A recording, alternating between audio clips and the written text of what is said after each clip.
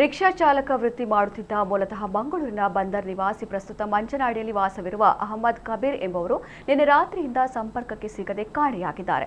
ಅವರ mobile switch off ಆಗಿದೆ. ಅವರು ಚಲಾಯಿಸುತ್ತಿದ್ದ ರಿಕ್ಷಾ ಕುದ್ರೋಳಿಯ ಅವರ ಸಂಬಂಧಿಕರ ಮನೆಯ ಸಮೀಪ ಪತ್ತೆಯಾಗಿದೆ.